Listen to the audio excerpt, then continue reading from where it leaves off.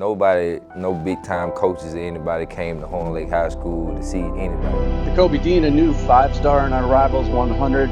Nobody care about your story until you make it. When nobody gonna really feel sorry for you. And it's intercepted by Nakobe Dean. Goodbye. Dean is gone. Touchdown, Georgia. My whole thing is just one day at a time. Put one foot in front of the other. You know, the top of one mountain is the bottom of the next. And it's picked off! Nakobe Dean!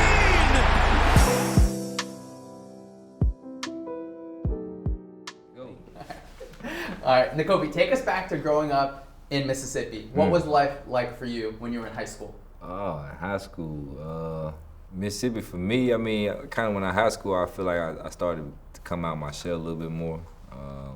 I was kind of quiet and didn't talk to many people much, but in high school I started to come out my shell a little bit more and started to be more social outside of just school. Other than that, I mean, it was just me, my older brother who was a senior at the time, and then my younger sister, and it was just me, and it was just our mother. So it was just us kind of, you know, figuring it out and grinding.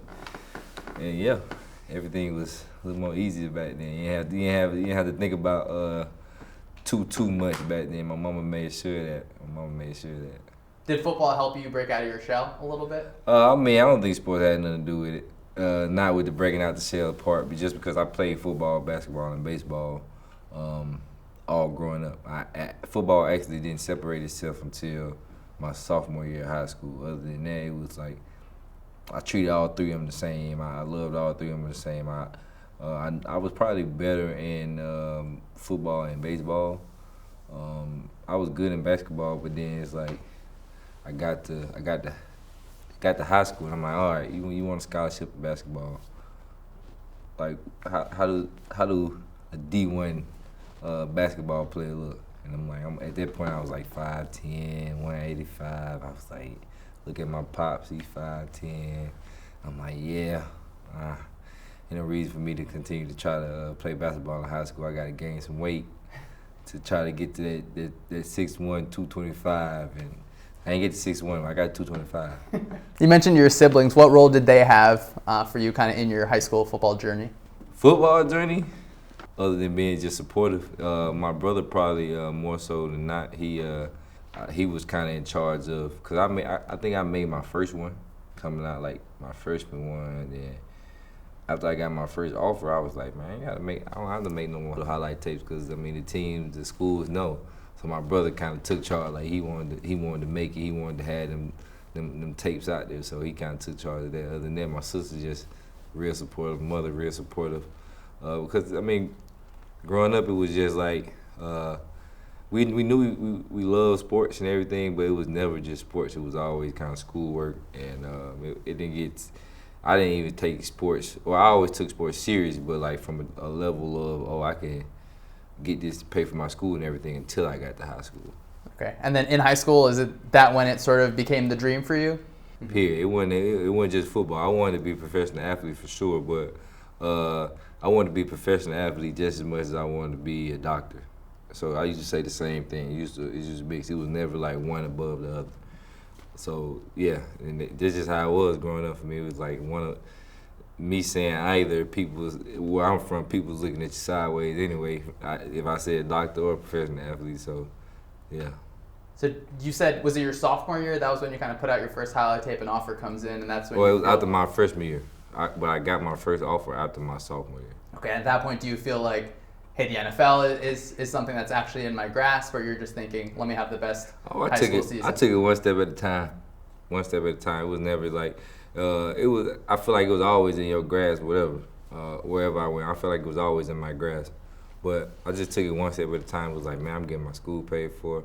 I was grateful for that. Like I can go to college for free. I can go somewhere. I can actually see the world, just because I felt like, me being from Mississippi, you kind of see a lot of people who just like never been on a flight, never seen this, never been out the state other than like Alabama, Louisiana, or Tennessee. So and I know I wanted to see more. I wanted to move around. I wanted to explore more. So yeah, I was just like, man, I got the opportunity to do that with this.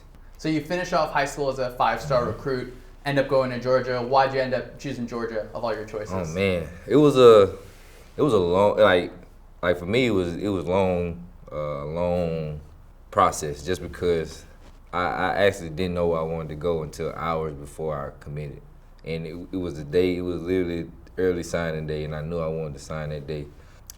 And the reason I held off so long because I wanted every school to come to Horn Lake. I wanted everybody, like nobody, no big time coaches or anybody came to Horn Lake High School to see anybody. So I wanted Kirby Smart, I wanted Nick Saban, I wanted all of them to come in the building and see not just me but my other guys, like guys I grew up with, guys I was playing with. So I wanted all schools just come in. So I had my recruitment open the whole time, never gave any hints of where I was going, nothing. It had got to a point though where I was like, dang, I really don't know where I want to go. So, it came down to a couple schools, and my mother I ended up having to tell my mother, like, can you make a phone call with, I'm not gonna say the other school, but can you make a phone call with this other school in Georgia? She made a phone call with the other school first, and I think my mother was already kind of irritated because I didn't want to go to the school she wanted me to go to.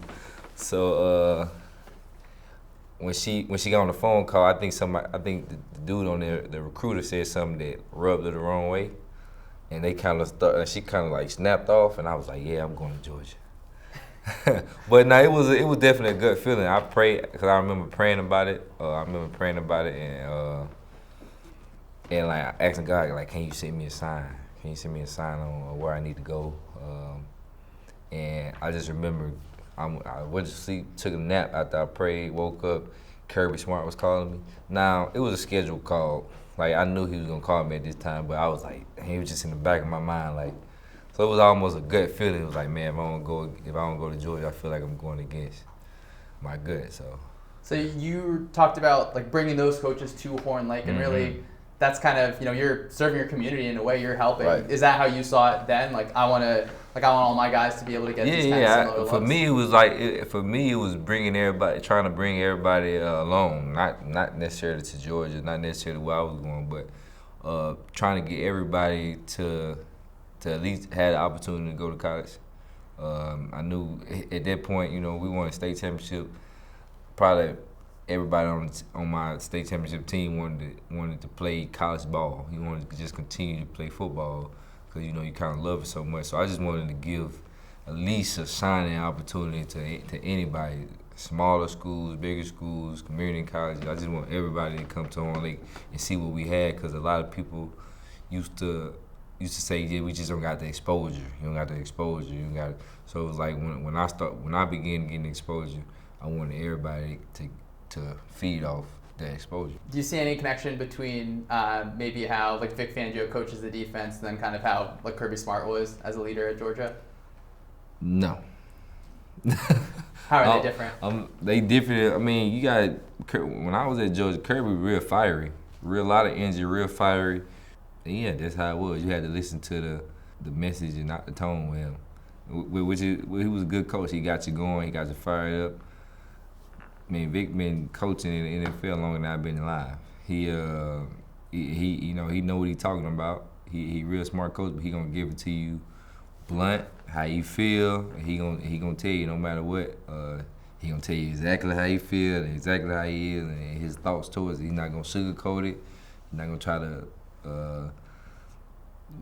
I'm not gonna say, but he's not gonna try to. He's not gonna try to sugarcoat it. He's just gonna be blunt about it. And I mean, I feel like both ways are effective as long as the coach is being real with you. There was a practice, I think, during training camp where I think like Kenny Gainwell beat you on a route out of the backfield. You end up later on game against the Jaguars. You end up making an interception on a similar play. But before that, I think it was a press conference. Like Vic was kind of open, like, oh, Nakobe struggled a little bit during that practice. Are you hearing that at all? Or are you kind of just pushing that aside, or does that affect you in any sort of way? Well, you can't listen. I mean, Vic was new to he was just joining the Eagles, just like everything. So he was like I said, he blunt. So that if the media asks him a question, he gonna answer it like he see fit, no matter what. So for me, it was like, I don't take it personal. I take notes and I take care of it. So yeah, I did get that was probably my roughest practice at camp. Had to be the open practice where we had it at the stadium, but that was probably my one of my worst practices at camp, and of course I learned from it. Yeah, I mean, it showed in that Jaguars game for sure. Yeah, for sure. Yeah. So that last year at Georgia, I think you were able to create a lot more splash plays. I think you had over 10 tackles for a loss. I think it was 2 interceptions. I think it was 2 forced fumbles as well. Was there something that sort of unlocked it for you, whether between your approach or just kind of how you were playing on the field? I mean, it was just for me. I feel like it was confidence. Of course, it was. I knew I was going to my 3rd year at Georgia, and I knew I wanted to. By then, I knew I kind of like, you want to play in the league, you gotta. And it wasn't just about playing the league; it was being the absolute best version of myself. That kind of continued to flash in my head, because when you ask me what is greatness, I say it's the absolute best version of yourself. So if you strive for that every day, like, can't nobody tell you you're not great. So for me, it's just I kind of pushed to get to that point, and then it was like, we had such a fun defense. That year it was like, man, you want to make plays. Everybody making plays, you want to make plays, because it definitely, you had to get your plays, because to be honest, for me, in my head, I remember only playing probably a full game probably 3 or 4 times that year, because we was getting took out in the 3rd quarter or before the 4th quarter. We didn't have that extra time to play, so it was like, you gotta get in, you gotta get your plays. And we was rotating. Everybody was rotating. Definitely at the linebacker spot, D-line, DBs might have stayed put, but we was all rotating in and out, and because we wanted everybody to eat. And we was all so talented and was happy for each other to see each other make plays. Like, it just worked. There was a play against Alabama, kind of in the red zone. I think it's like you're going to. You end up getting a PBU, but you bump into Channing Tindall, and I think on the next play or one of the other plays, he ends up having a sack. But there's a clip, it cuts to you, like you're really getting after him. I don't know, what did you sort of learn about leadership, or what was your leadership style when you were at Georgia? Learning your personnel, know your guys. You can't do that. I couldn't do that to everybody on the defense, and it had them respond like that. But me knowing Channing, me being in the same room with Channing, you kind of know what get guys going. That's what it was. He knew it. He didn't take it. And he didn't take it personal for sure, because it wasn't personal. It was strictly about the play. It was strictly about wanting to get better. Yeah, I mean, tensions was high. We was in the national championship, but yeah, I mean, I actually had one NFL coach who actually did not like that. I remember having a meeting with him via Zoom, and he I don't know if he was trying to like get me ticked off or something, or he was just he was like, yeah, we don't do that in the league, and this, that, and the third. I'm like, well, yeah, I'm not the linebacker for you. Well, it seems like, I mean, on the Eagles defense, you guys do really hold each other accountable. For sure. For sure. That's one of the biggest things, and that comes, big shout out to Nick Sirianni, that comes with the togetherness, the connection standpoint that he preached. You know, you in the NFL, it's hard, at NFL team, it's hard to kind of preach connection of a team. You got 30, 31, 32, 30-some-year-old men playing with 21-year-olds, and they got wife and kids, 21-year-old ain't got nothing. You know, so it's like it's hard to try to make them have a connection, which you're probably. I talk to guys who in the league, and some of they head coaches and anything don't even try to preach it. They just like, they don't even try to push for it. But you know, Sirianni actually pushed for it, and I feel like the best teams I've been around had some type of connection that was real, that kind of went deeper than ball. But it was all like you were able to hold somebody accountable because you have that deeper connection with them off the field. So you mentioned, I mean, that draft process where you're just the draft media, like a lot of things are swirling for a lot of things. Like, I guess you know it's true, and you're seeing rumors. How did you kind of just deal with that overall process? Oh yeah, the draft process. To me, looking back on it, it comes down to winning. You win the draft process, you get drafted high. That's what it comes down to. You got to win the draft process, and sadly, I didn't win the draft process. I ended up tweaking, getting a little hurt with my pec, and I don't know, teams teams thought it was something else. It was a whole lot of fake news, like I needed surgery, I won't be ready for the season, and all things. I'm thinking, like, where are they getting this information from? And going to the draft, they say teams just didn't know if I was healthy or not. And it was crazy for me just because it's like I've been in Georgia 3 years. I played a lot as a freshman, was a starter for 2, and I hadn't missed a game, barely ever missed practice. So it was like for them to say I was injury prone or red flag or injury, it was like I didn't get it. But I'm here now and I'm blessed. And what was it like when you got that call from the Eagles? Oh man, it had been a long day, but it was more than a day, right? Yeah, long 2 days, 2 nights, but it was a relief. It was a big relief, and I was happy. I was happy. I didn't know, to be honest, I couldn't name one person on the Eagles before that call, so I was definitely happy to be able to get that call and just had the opportunity to play at this level. You know, I'm blessed for sure. That rookie season, you're on special teams a bunch. Of course, that season ends up in that loss to the Chiefs in the Super Bowl. What was your rookie year like for you?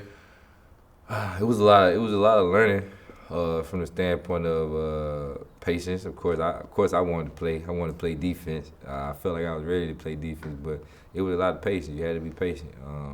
We had a real good team that year. It wasn't just learning a special teams thing, but it was just learning more about myself, how much I liked the ball, and things like that. And then it's like learning what it took to stay in the league and continue to. You almost learn it's easier to get in the league than to stay in the league, just because how dog eat dog it is and how cutthroat it is. So just learning and continue to just take everything in. Were there players you felt like you were learning a lot from during your rookie season? Yeah, for me, on the field and a little bit off the field was like the 2 linebackers, Kaiser White and T.J. Edwards. I feel like I learned a lot from them just on the field and off the field. You got guys, 2 different guys acting different, and they all kind of do it in their own way. You learn there's not a one-size-fit-all type of situation in the league. You know, older guys like, you know, Fletcher Cox and Brandon Graham, who I can just ask anything to. So guys like that you just kind of continue to learn from. Hassan Reddick, you just see like guys. Seeing the way Hassan's career was. It was like he was in the inside linebacker and went outside, and then he started dominating the way he is. So you just seeing how different paths, like everybody. Davion Taylor, DT, seeing how people path is different just to get to the league and stay in the league. I mean, you've come back from injuries multiple times. You just put out a year of, awesome tape. So yeah. Do you think there's like a trait that you have that helps you come back from these injuries, whether physical, mental, or anything else? It's a mindset thing. Of course you got to make sure you do the right things for your body physically. You got to work, got to put the work in. You got to continue to push yourself, but it's mental, you know. My first year, that first injury I had, my second year, and this my second one, but that showed me how mental, like the mental toll an injury can take on you, and how that mental toll can also affect you physically, emotionally, and just kind of your confidence can be down. It kind of can affect your game from a whole. So that's why I just feel like my mentality, the approach that I got to it from the first, because I feel like I always had a strong mentality, but that first one was kind of tough to get through, but me going through it made my mentality stronger. So it's just a mentality, like no matter what's thrown at me, God got me, and I'm not just gonna survive through it, I'm gonna thrive through it. Were you facing doubts during any of these times when you've had to face injuries? For sure, because you see the stories of guys who got hurt and just not came back from it. Definitely my Liz Frank, I had that injury. You see stories of it being a career, and you was like, what? It was like, dang. So it was just coming back and continue to work. My whole thing is just one day at a time, put one foot in front of the other. The top of one mountain is the bottom of the next. You just gotta continue to push for me. So it was the doubts came, but definitely now I quickly disperse them as soon as they come. Do you kind of have like a playbook for dealing with like you get injured and then this is your kind of path to getting back? No, I don't want a playbook. I don't want an injury playbook. No, because I don't plan on getting injured again. But as far as when I got hurt, it was like, man, it was just like, all right, it's an injury. You can't soak on it for too long just because you're hurt. You soaking to being sad or feeling sorry for yourself not gonna help you get back any faster. Nobody gonna really feel sorry for you. Maybe your parents, your family, and everybody. Nobody really gonna feel sorry for you by the end of the day, you know. So you gotta. It's gonna be up to you to brush yourself off and put the work in to come back. And not only not the same, but better than ever. Nakobe, this season it felt like you're more comfortable in zone coverage. You're blitzing like your hair's on fire the entire time. Was it maybe something that you were doing in the off season? Was it your film prep? What do you think really helped you just really, you're playing a tick faster on the field during the Super Bowl I season? feel like, of course, I kind of got my confidence and my comfortability. I was still there with it, but I don't feel like it was a big change to what I work on in the off season and this and that. I feel like I had in my second year. I just had the injuries. I couldn't play nothing but before and a half games. Didn't play my rookie year, so it was really my first time being able to go out there and like show and just be me. Not even show nothing, just do what I do, and that's about it. Just doing what I do. Was there a point during the season where on the defensive side of the ball you felt like, all right, like we have something special here? I definitely feel like after we kind of got back from the bye week. For me, it was always definitely the linebacker room. We always told ourselves like we can be the best linebacker room in the league.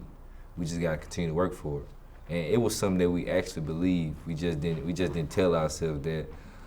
We actually believed it, and we worked towards it every day. And I feel like the way we handled the bye week and the real talks we had, and like the way people we didn't attack each other in the sense of everybody was in their feelings about somebody being real with you.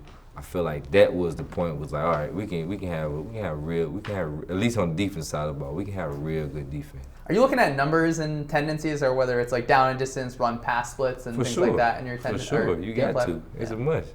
It's a must. That's just defensive knowledge. If it's you gotta know if it's 3rd and 2 or 3rd and 3. Do this team do they like to run? Are they in 4th down, what we call 4th down territory, where they pass the 50 in the 40? Are they in field goal range? Do they like to run in this situation? Are they a pass team? Do they like to, because defense usually getting like a man match situation. Do they like to run man beaters? It's all different type of things to compare depending on the team. I was working with Bobby King, linebackers coach, in terms of all that. He a technique guy. He believed that he can. As a linebacker, he believed that you can play linebacker without knowing any X's and O's. Just go and whip the other guy's ass that's across from you, and you can be a good linebacker, a great linebacker. And that's kind of like what he kind of prides himself on. Teaching us technique, block destruction, just kind of playing with a little nastiness that a linebacker's supposed to play with. And of course, he's helped all of us tremendously. You're talking about the techniques that he's teaching, the fundamentals of that. There's a bunch of examples that Zach Bond had this year where whether it's, the interception against the Packers, just his ability to cover that underneath space, how much of that to you is feel versus like how much you guys are kind of practicing, or is it kind of both together? A lot of it is feel. And then it's called like what BK always put a name on it, like we farming. Yeah.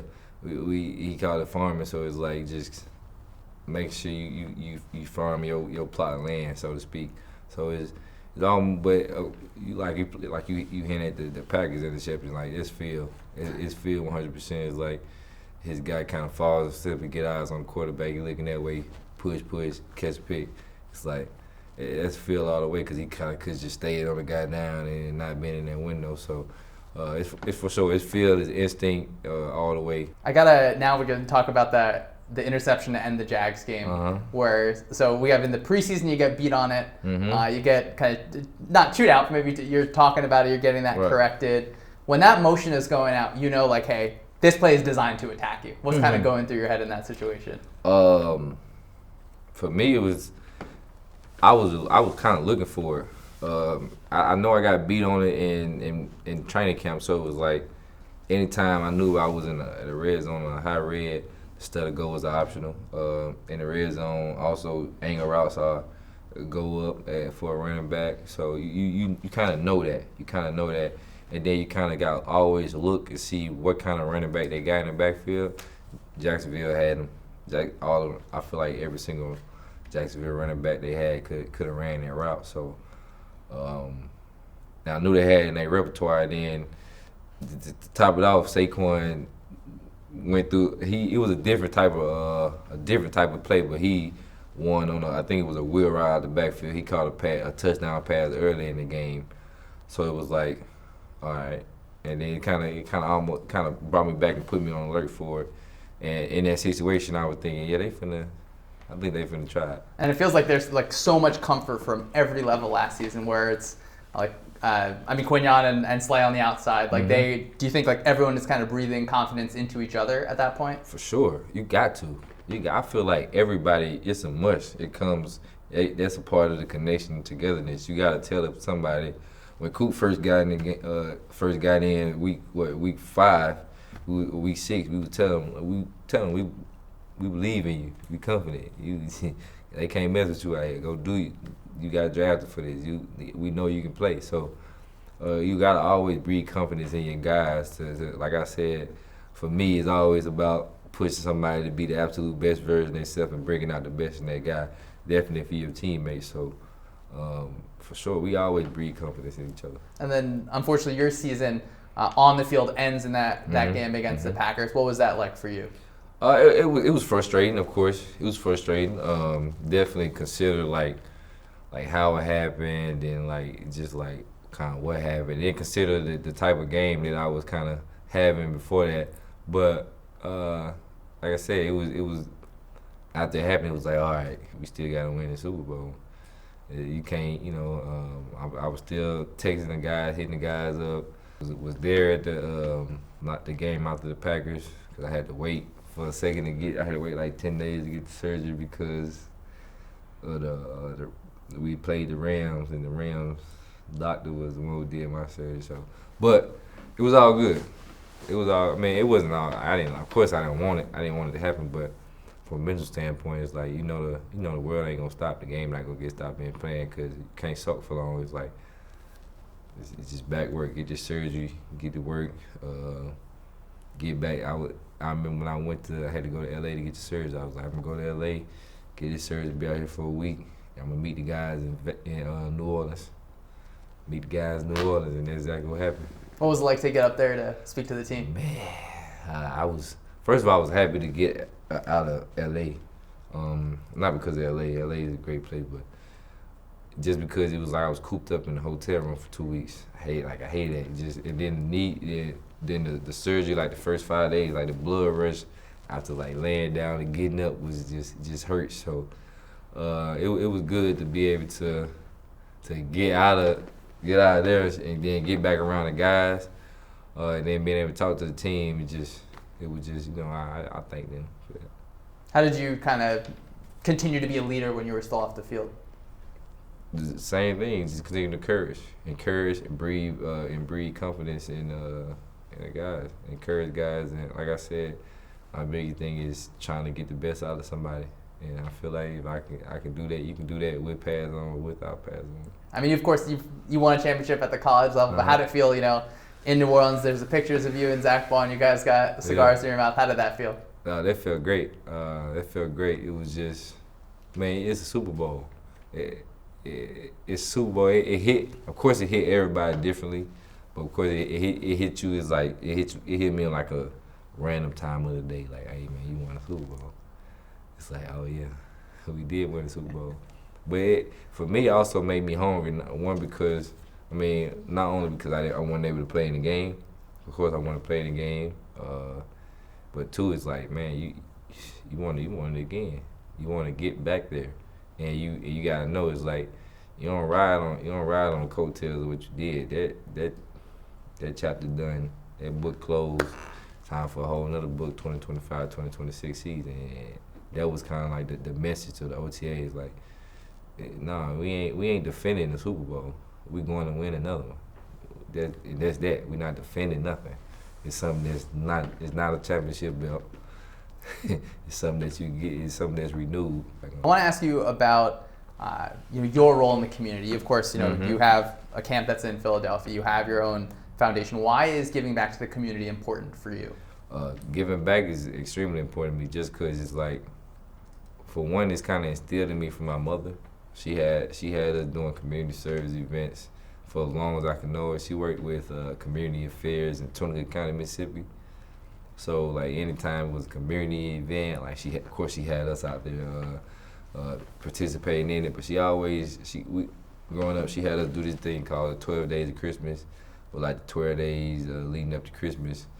We'll do some type of community service activity, whether it was like toilet tots or feeding the homeless or something like that. So, and it stuck with me. It stuck with me definitely when I got to the University of Georgia. I wasn't able to do much until they let NIL come, so I was able to actually use my name to like present like a turkey. I can go to a ShopRite or a Publix and see, like, do you want to sponsor me for this Thanksgiving giveaway? And I can do that at the Boys and Girls Club. Well, I grew up in the Boys and Girls Club, so it was easy to make that connection. So, yeah. How has the camp that you've been running in Philadelphia been for you? Always been good. I only did one in this. I did it. It was actually in Jersey, so this would be my second one up this way. And I feel like it'd be good. I mean, every time we put the people to sign up, and it's full, so we run out of fill up fast. So it's like it's always exciting. I mean, of course, winning the Super Bowl helps it, but it's always exciting just to be able to give back, see the kids. You see, and this time I wanted it in Philadelphia, in the city. That's why I got it in the city this year. And I mean, I'm just ready. I'm excited for it. What do you want those kids to take away from that time? I wanted them to have fun. But I wanted them to be able to see me. That, like, have fun and see me, just because it's like a lot of times somebody can have all different types of dreams and aspirations, but it's different when you kind of see that in your face. You see if I bring the Georgia guys out, which I am if they in town, or any of the guys on the team, really, tell them to pull up, or bring them out and want them to see us, and then we'll like, when I see them, I see myself, and I make sure I tell them that, just because I was a little kid growing up hoping to go to football camps, but wasn't no football camp to go. I went to Brandon Jackson through a camp back at home one time. He was a football player who made it from Horn Lake. So, but like I see them in myself. So being able to and let them know that it's just not ball. Like, you can do it outside of ball. You can be a doctor. You want to be a doctor. You can be whatever you want to be. You just got to continue to work and put one foot in front of the other. Just take it a day at a time. But always you want to have fun with it, because for me, when you talk about life, what's the main thing that life is supposed to be about, is like peace and happiness is up there for me. You happy, you got your peace. Like, who can tell you that you're doing wrong? Your service to the community, I mean, it goes all back. I'm sure it goes further back, as you mentioned, at the volunteering events with your mother. But I mean, in high school, bringing coaches to that campus. Do you think there's anything in the sort of high school to pro kind of like that ecosystem that you would maybe want to change, just to kind of help players, whether they're not being discovered or something like that? Oh, man, it's tough. It's tough. I always thought about it. I definitely thought about it when I was going through my recruiting process on how can somebody get discovered, or how can kids get discovered more. But it's tough just because it's millions and millions of kids out there playing high school football, and then, coach is not gonna look at millions and millions of tapes, so it's tough. It's got to be a way to get yourself out there. So for me, the blueprint that I used to give guys when I was where I was at, I was like, look, go to campus camps, let the coaches see you. The main thing you're doing is, I guess it's different now. You got NIL, so you want to get stars, you want to be 5-star, you want to be ranked high. For me, I didn't necessarily care about that. It was you got to get scholarship. That was the main focus. But now, I mean, you want to go to a camp where they'll bump you to you get your 5th star. Now you can ask for. I see some kids getting $400,000, $500,000 deals coming out of high school. I'm like, must be nice. So it's different, but I really don't know. Definitely now with the NIL thing, I really do not know. Nakobe, do you have any sort of just final message for the people that are kind of grinding day in and day out, whether it's a high school football player or a college football player, as they're kind of going along their journey? Man, don't stop. I'll say don't stop. You're gonna have your tough days. You're gonna have your great days, and learn from both of them. And don't stop, man. Like one of my favorite things that I say to myself.